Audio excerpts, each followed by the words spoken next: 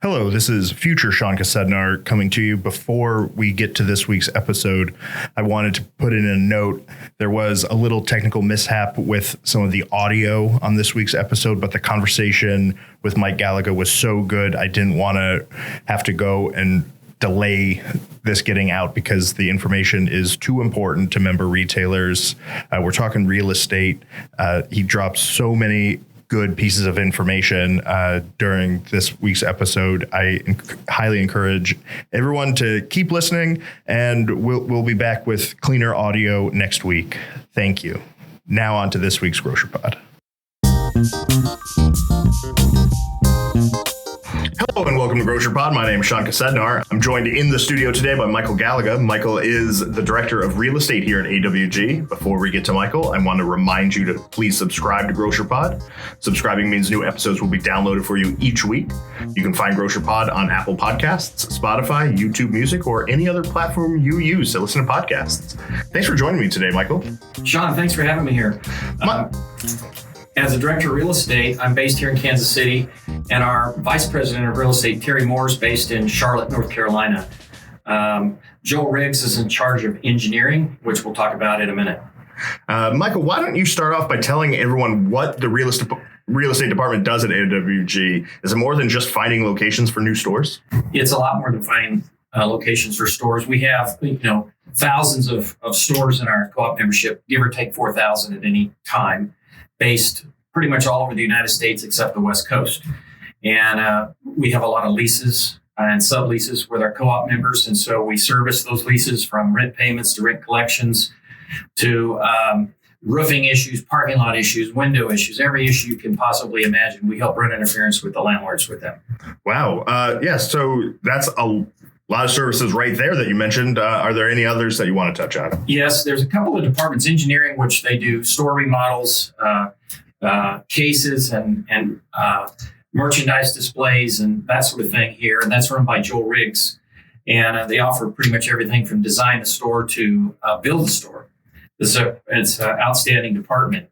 Market research is run by Glenn Masoner. He's based here in Kansas City, and what he does, he's extremely sophisticated department with sophisticated tools where they can estimate sales streams for a particular location, for an exact piece of dirt, or it could be general area. But they'll determine based on competitor sales, demographics, and these tools, plus or minus a small percentage of what your sales would be based on the size of the store, the location of the store, when the store will open, what kind of merchandise, what kind of store will it be, a higher end, middle scale, whatever. And they can say what the sales stream will be. Those research reports are very inexpensive for co-op members, especially. And since they're so specific, you can easily determine what your costs are and compare it to the sales stream and what your profits might be to see if it's a profitable location, one you should pursue. Yeah. So I would also think that stores that are already up and running could utilize that research as well, and to see if they're performing at or above what the expectation might be. 100%. Terry Moore and Glenn both are experts in that area. They can speak more to me, but yes, an existing store, they can analyze that store and say whether the store should be closed, remodeled, expanded, relocated, all of those things. And they also can look at the merchandise selection, and we have some tools with Placer where we can determine when customers say, leave your store, where do they go? And where are they coming from? For instance, some of your produce might be off and you're wondering, well, why is our produce off? And you may find out from some of our tools that customers are coming into your store to buy cereal, but they're leaving the store to go to a competitor to buy their apples. And it's that specific. Wow. You mentioned all the work that you do with leases. I have to imagine that takes a lot of work and worry off the plate of the member retailer. Yeah, it does.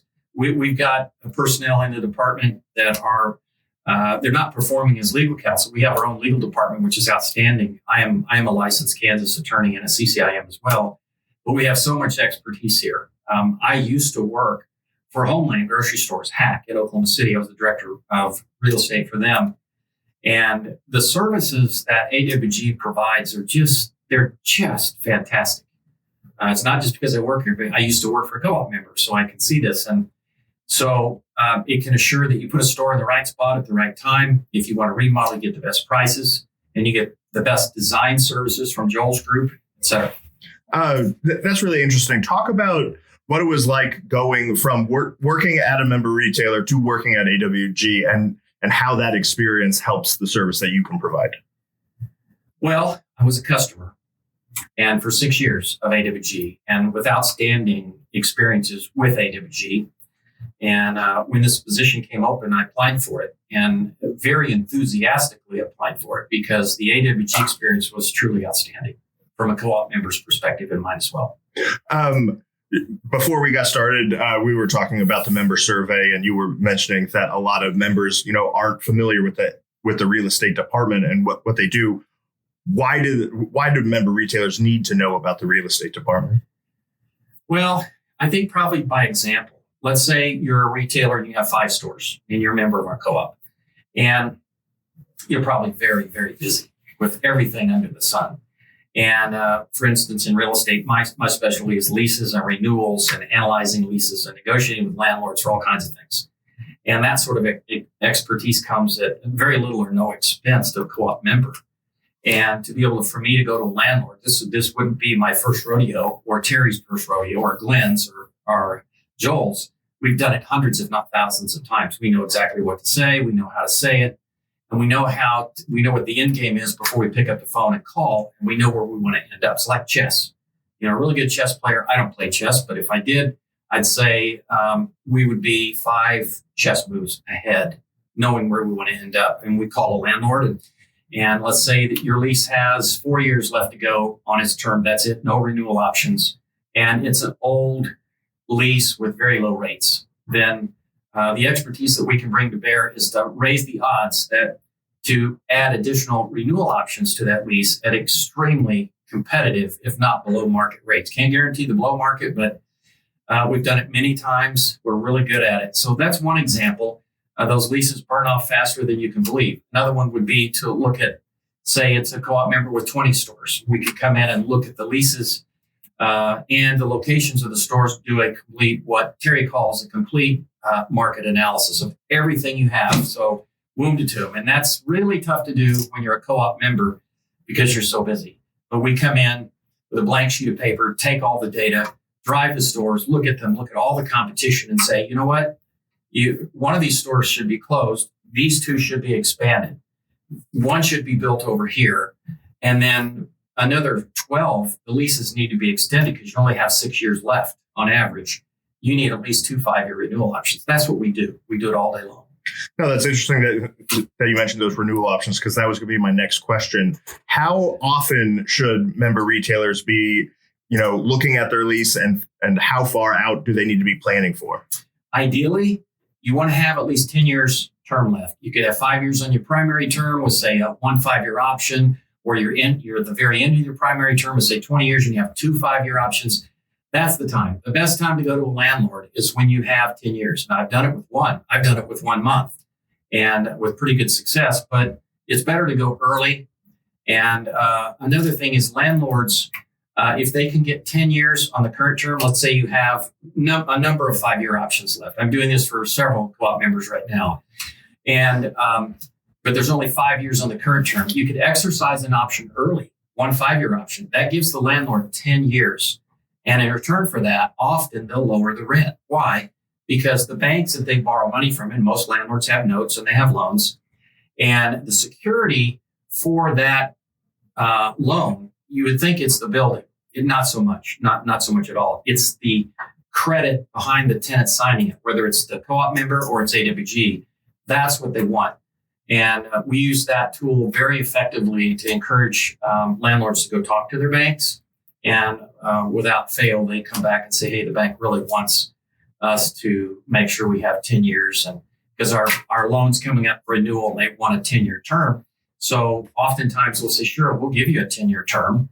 We'll exercise a 5-year option early. That way you have 10. But let me make up this number. Say it's $11 rent.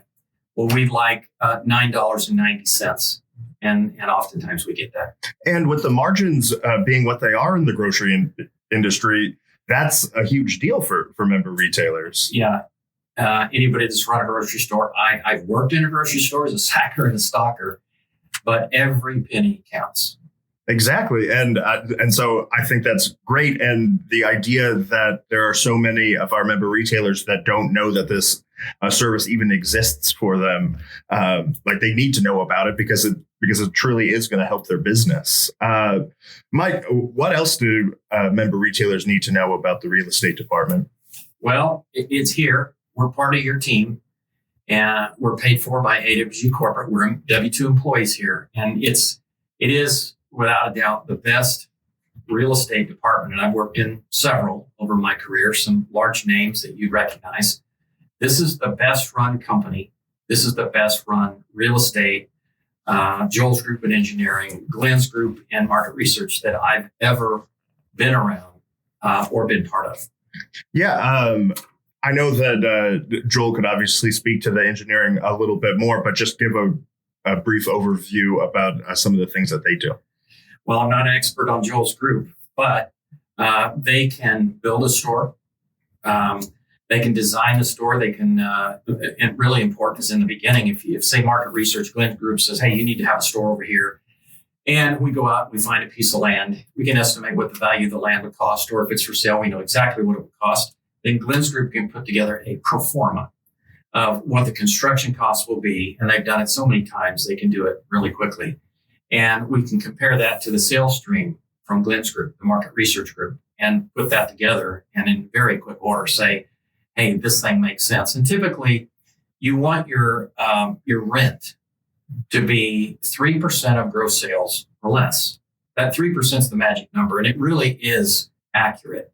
If you get to 1.5% of rent on gross sales, you've hit a grand slam in the bottom of the ninth to win the World Series. 1.5. You don't see it too often, but you really need it to be 3% or less of gross sales. And I just run a podcast. I don't work in a grocery store, and I certainly not in real estate. What factors go into getting that rate? Like what can the real estate department here at AWG do, and what do member retailers have to do to help get to that number? You mean the lowest? Yeah. Lease rate?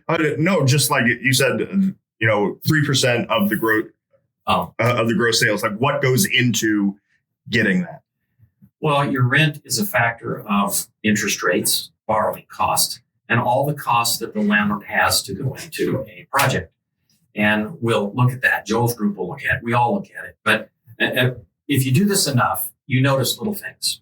You notice things that aren't even visible. For instance, this may be the last pad site in a grocery shopping or in a shopping center. And the landlord may have paid, let's make these numbers up, $3 million for an entire 14-acre site, $3 million. And this is the last 5-acre piece of that 14. The other 9 have already been developed. The landlord's basis, his remaining cost in that 5 acres could be 0, but he may be putting it into the pro forma on his lease rate at $1.5 million. And, our job is to go back and say, if you have this grocery store, the value of your shopping center will go up $9 million, just making the numbers up. And so we want you to throw the land in at either much lower rate or, since you don't have a basis in it, 0. And so, in effect, we're kind of the bread and the milk at the back of the store, so to speak, and getting the best value. I mean, we're getting that because that's what's going to be bringing people into that landlord, his or her shopping center.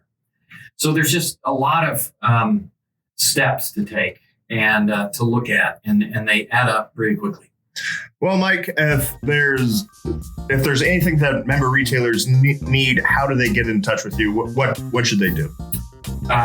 They can call corporate and then just ask for the real estate department, or they can ask for engineering, that's Joe Riggs' department, or Glenn Masoner in research. Awesome. Mike, thanks for joining me today. And I thank you all for listening. Please remember to like and subscribe to Grocer Pod. That way you can stay up to date on all the latest things going on around AWG. Until next week, this has been Sean Kosednar with Grocer Pod.